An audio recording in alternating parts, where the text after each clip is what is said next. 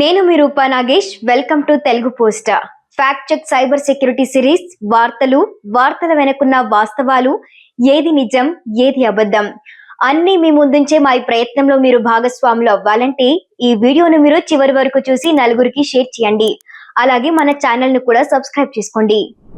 తెలంగాణ రాజకీయాలు హాట్ గా సాగుతూ ఉన్నాయి. ఫార్ములా ఈ కార్ రేసింగ్ లో అవకతవకలపై కేసు నమోదు చేసింది. ఇందులో A1 గా అప్పటి మున్సిపల్ శాఖ మంత్రి BRS working president KTR, A2 గా IAS అధికారి అరవింద్ కుమార్, A3 గా HMDA chief engineer BLN Reddy పేర్లను చేర్చింది. ఫార్ములా ఈ కార్ రేసింగ్ పై 2022 అక్టోబర్ 25న ఒప్పందం కుదిరింది. ఏస్జెన్ నెక్స్ట్, గ్రీన్కో కంపెనీ రాష్ట్రంతో త్రైపాక్షిక ఒప్పందం చేసుకున్నారు. ఏస్జెన్ నెక్స్ట్ కంపెనీ ఒప్పందం మధ్యలో నిష్క్రమించింది. అయితే కేసు నిర్వహించిన గ్రీన్కో సంస్థ బీఆర్ఎస్ పార్టీకి ఎన్నికల బాండ్ల ద్వారా 41 కోట్ల రూపాయలు చెల్లించినట్లు ప్రస్తుత ప్రభుత్వం వెల్లడించింది. ఈ కేసులో ప్రధానంగా కేటీఆర్ పేరు తెరపైకి వచ్చింది. ప్రభుత్వంలోనే పెద్దలు కూడా ఆయన్నే టార్గెట్ చేస్తూ పలు ప్రశ్నాస్త్రాలను కూడా సంధిస్తూ ఉన్నారు.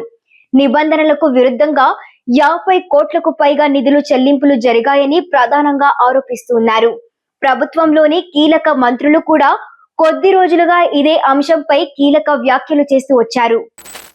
కొద్ది రోజుల కిందటే సీఎం రేవంత్ రెడ్డితో పాటు పలువురు మంత్రులు రాజ్భవన్ కు వెళ్లి గవర్నర్ ను కలిశారు.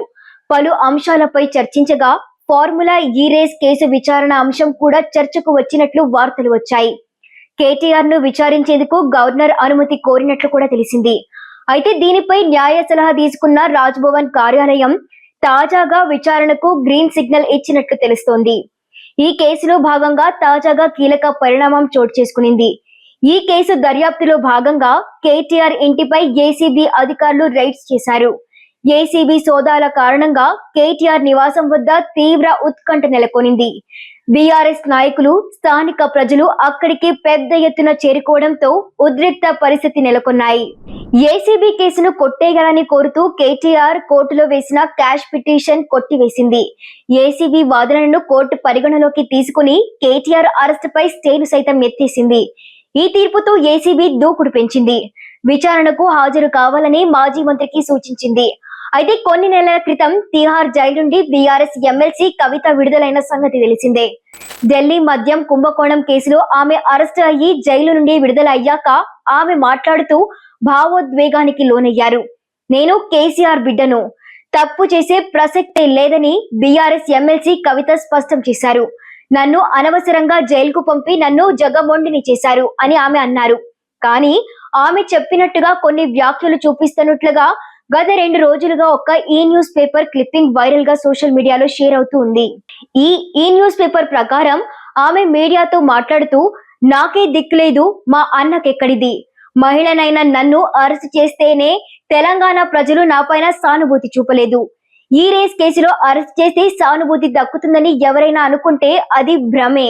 కాళేశ్వరం యాదాద్రి థర్మల్ స్టేషన్ కేసులో మా నాన్నను కూడా అరెస్టు చేస్తారని సమాచారం. మా కుటుంబంలో ఎవరు జైలుకి వెళ్లినా తెలంగాణ ప్రజలు పట్టించుకునే పరిస్థితిలో లేరు. 3 నెలలు నేను తిహార్ జైల్లో ఉంటే ఒక్కరు కూడా నన్ను అయ్యో అనలేదు.